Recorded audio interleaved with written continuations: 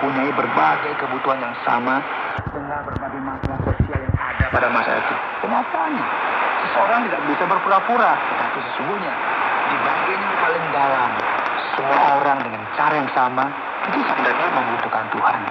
Sekarang, boleh dikatakan bahwa Yesus memiliki satu sikap yang sampai pada titik tertentu menarik perhatian. Dia mengkritik puasa yang terdapat dalam perikop pasal 2 Injil Markus. Apakah puasa itu harus dijalankan atau tidak?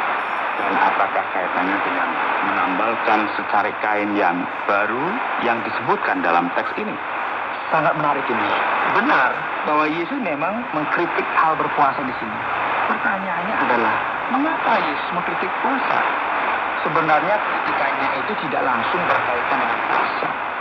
Masalahnya adalah pada konteks keagamaan pada zaman Yesus.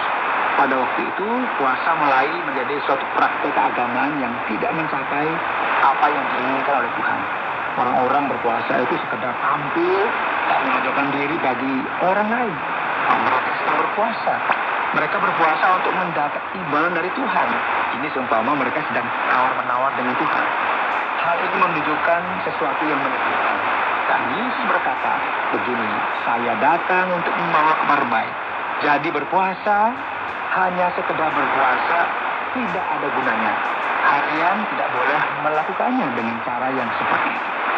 Seseorang mungkin dapat berpuasa pada hari ini, tetapi pemahaman yang keliru adalah bahwa dengan puasa, maka mereka berhak memiliki suatu tingkat kerohanian yang lebih tinggi daripada orang lain. Yesus tidak setuju dengan model praktek keagamaan seperti ini. Begini, ada orang yang mengatakan bahwa jika kita hidup dengan sahabat-sahabat yang demikian, kita tidak memerlukan musuh. Bagaimana keluarga Yesus sendiri menyangka bahwa Yesus tidak sadar terhadap dirinya sendiri, sesuai dengan ayat 21 pasal yang kedua. Nah itu dia. Kita telah membahas tentang bagaimana Yesus menunjukkan dengan jelas suatu sikap yang berbeda dari yang diharapkan.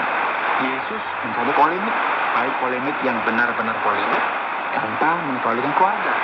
Sangat jelas. Yesus juga bertindak sehingga tidak mengizinkan keluarganya sendiri memahami dengan tepat apa maksud keberadaannya atau maksud kedatangannya. Keluarganya memahami hal-hal yang terjadi dengan cara yang tidak sesuai, dengan cara yang tidak semestinya. Keluarga Yesus memahaminya dengan cara yang serupa, dengan cara orang-orang lain memahaminya dengan mengerti bahwa Yesus datang untuk menjalankan suatu tugas ilahi. Namun mereka sama sekali tidak menyepakati hal tersebut. Keluarga Yesus sendiri mengalami kesulitan untuk mengerti siapakah Yesus sebenarnya. Jadi, bagi Anda yang mendengar kami saat ini, kadang-kadang Anda berbicara, waduh, saya punya kesulitan, saya tidak bisa mengerti dengan baik. Sepertinya Yesus sudah mengerti ya. Enggak usah pusing, saudara. Keluarga Yesus pun mengalami kesulitan untuk memahami Yesus. Baik, dengan demikian, saya merasa lebih bebas sekarang. Dan apa yang dapat kita katakan tentang ke-12 huruf yang muncul dalam pasal 3 ini? Bagikan sebuah tim kesebelasan atau timnas besar yang nama-namanya dinanti-nantikan. Benar. Soal rasul-rasul itu menarik. Rasul adalah utusan khusus pada zamannya. Nah, pada zaman Alkitab itu ada tradisi di mana seseorang dipilih untuk menjadi utusan khusus bagi seorang raja. Dan di sini kita menemukan ketika Yesus memilih orang-orang yang biasa, orang-orang dari rakyat yang biasa, dan mereka dipilih sebagai utusan khusus yang diberikan kuasa oleh Yesus. Kuasa itu termasuk untuk mengusir roh-roh jahat, menyembuhkan satu penyakit di dalam melaksanakan misi kerasulan mereka. Nah, penting untuk kita memperhatikan bahwa ke-12 mengingatkan kita tentang pentingnya peranan angka 12. Ya, kita tahu ada 12 besar. Angka 12 berkaitan dengan bahasa kiasan dalam Alkitab. 12 sama dengan 4 kali 3. 3 adalah suatu rujukan kepada Allah, dan dunia terdiri dari 4 sisi sesuai dengan Alkitab. Jadi, ada suatu rujukan berhubungan dengan karya Allah dalam dunia ini. Dan ke-12 murid ini dalam kondisi sebagai Rasul Yesus merupakan orang-orang yang posisinya tidak bisa digantikan oleh orang lain. Dewasa ini Kita tidak dapat lagi memilih rasul-rasul dalam posisi yang sama dengan ke-12 rasul yang pertama. Jadi, Yesus menunjukkan sekali lagi identifikasinya dengan orang-orang biasa dan memulai suatu pemulihan yang akan tinggal tetap dengan kuat sampai pada masa sekarang. Baik, setelah pelajaran yang Anda sedang ikuti ini, pelajaran tentang apa yang dapat Anda dapat bersama Anda. Mari kita ikuti.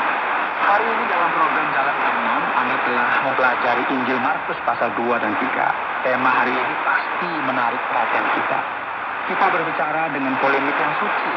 Kita telah melihat bahwa Yesus bukan seperti pribadi yang sosial dianggap suka damai dan berusaha menyenangkan dan menguasai orang. Tidak, saudara. Yesus melawan kesalahan-kesalahan yang ada pada zamannya. Kesalahan orang-orang beragama, sikap dan perilaku yang tidak konsisten, khususnya dari mereka yang menganggap diri pemilik standar keagamaan yang benar pada zamannya. Pendengar yang dikasihi oleh Tuhan, Anda pasti kadang-kadang kecewa karena dalam dunia ini sepertinya kekurangan orang yang bernyali, yang berani untuk melakukan kejahatan. Dan sepertinya dalam kebanyakan kesempatan sebuah pepatah yang mengatakan bahwa masing-masing manusia mempunyai harganya semakin tampak di tengah-tengah masyarakat. Tetapi puji Tuhan atas teladan juru selamat kita, Yesus Kristus. Dan untuk mereka yang berjalan dalam bekas kakinya, yang mengikuti langkah-langkahnya, kebenaran agung, kenyataan yang besar yang kita harus menyimpan dalam hati kita. Sebagai penerapannya adalah bahwa setiap orang yang berkomitmen dengan kebenaran akan melawan dusta, kemunafikan, dan ketidakjujuran. Sayang sekali program kali ini harus berhenti sampai di sini. Program Jalan 66 hari ini berakhir dan kami nantikan Anda untuk tetap mengikuti pelajaran berikutnya untuk menemukan bersama rahasia-rahasia iman. Saudara, program Jalan 66 mengundang Anda untuk terus bersama dalam seri pembahasan Alkitab yang memberikan pelajaran menyeluruh tentang firman Tuhan. Apabila Anda memiliki pertanyaan atau respon terhadap topik berhubungan dengan program ini, silakan menyampaikan melalui WhatsApp ke nomor 081 333 777 386. Terima kasih atas perhatian. Saudara pendengar, sampai di sini dulu perjumpaan kita bersama dengan program Jalan 66. Jangan sampai ketinggalan. Tetap nantikan kehadiran program Jalan 66, program mengenai pembahasan Alkitab yang menyediakan pendekatan pemahaman firman Tuhan yang bisa dimengerti dan dipahami ini yang akan hadir esok hari. Dari KTWR, Agama Tuhan,